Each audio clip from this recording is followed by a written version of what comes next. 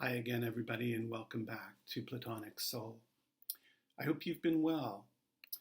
So, the last few episodes, we've been talking about how this activity of thinking can lead to this uniquely human, but universally human, sense of existential alienation, like this sense of being sort of radically estranged from the world and from ourselves, and how this seems to lie somewhere at the back of a lot of human suffering, a sense of melancholy that can invade our lives and break through, in some particularly dramatic instances, to a kind of existential despair. But today I want to talk about a very different kind of experience, which I think is also uniquely and universally human. And we know that this state is and has been known even to hunter-gatherers, for example, the ancestors of us all. So when I say it's universal, we seem to have examples of it from across culture. To take just one example, we have the account of an Inuit shaman, Awa, or Ava, who was encountered by the Danish ethnologist Knud Rasmussen during one of his expeditions. He went with some others across eastern Canada in the early 20s. That's known as his fifth Thule expedition, and he wrote about it in, among other books, a book he wrote called Intellectual Culture of the Iglulik Eskimos.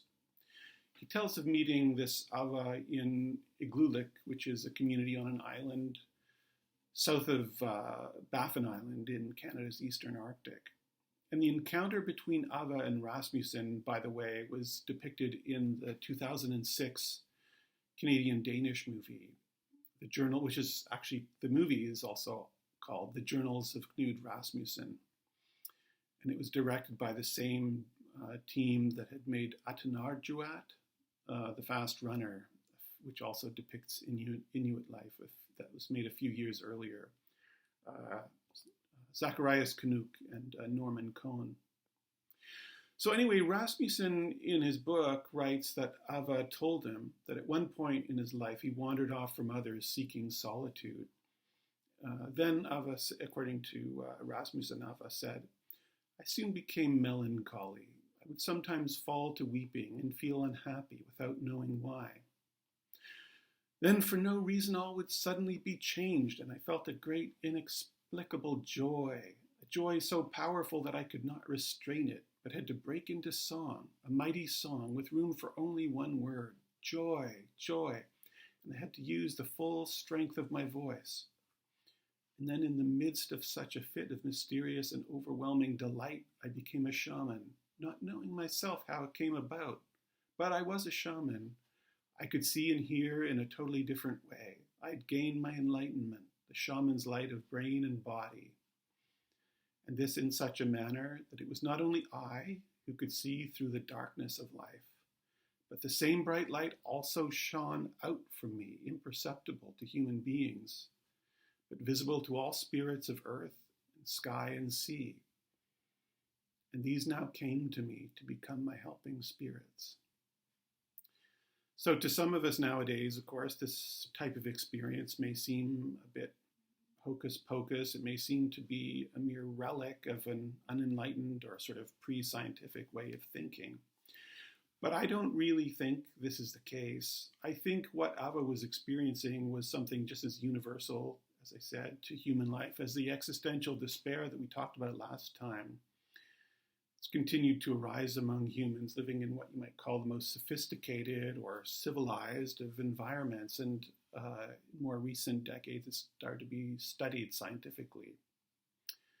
But anyway, while Rasmussen was doing these researches, the French novelist Marcel Proust died in Paris, still working on revisions to his monumental book In Search of Lost Time. And a recurrent theme in this book is a kind of existential ecstasy that I think is strikingly reminiscent, actually, of the shaman Ava's enlightenment. The most well-known of these is the so-called episode of the Madeleine, which occurs in the first part. It's the first of 7 parts. called Swan's Way. That was published in 1913. It's almost a decade before Rasmussen went to the Eastern Arctic. Anyway, the main character, who's nameless throughout the book, but almost nameless, at one point we learn his first name is, coincidentally enough, Marcel. But at one point he finds himself, at a certain point in his adult life, feeling a deep sense of melancholy. But the melancholy, it turns out, is suddenly and dramatically reversed in the simple act of dipping a madeleine in some tea and tasting it. And he writes, "No sooner had the warm liquid mixed with the crumbs of the cake touched my palate than a shudder ran through my whole body, and I stopped, intent on the extraordinary changes that were taking place in me. An exquisite pleasure had invaded my senses, but individual, detached, with no suggestion of its origin. At once the vicissitudes of life had become indifferent to me, its disasters innocuous, its brevity illusory.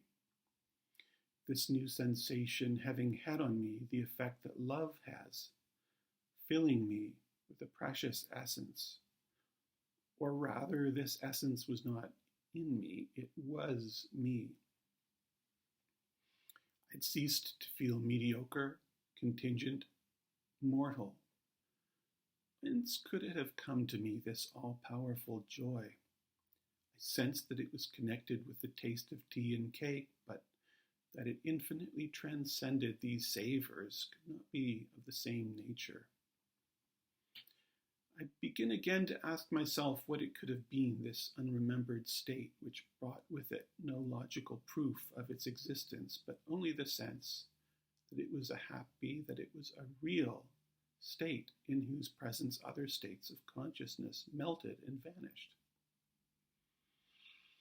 So like Ava, Marcel finds that this, you could call it transcendental experience, lifts him from his directionless, melancholy life, infusing it with a new awareness of what you could almost call a fundamental blessedness of it. He, especially in this episode, he seems to discover the fundamental goodness of his childhood life in Combray, this fictional village in rural France. And it also reveals to him his calling as a writer, as someone, you could say, like Ava, who has a special kind of hearing, special kind of seeing, a special kind of light, and you may even say special helpers. So much for now for Ava and Marcel. We'll get back to them, I think, next episode. And I'd also like to talk about similar experiences that others have had, and what all these experiences of what you might call existential ecstasy might mean, and to look a little bit also at some of the scientific research that's been done about them more recently. None of which may seem to have any immediate bearing on Platonic love, but I think you'll find when we get to Plato that it will be quite relevant. And also, you may also find that in doing this preliminary exploration, you'll see why it's quite possible that Platonic love will fill a need that's particularly sharp among us right now in the 21st century in the West. So thanks again for joining me, and hope to see you next time.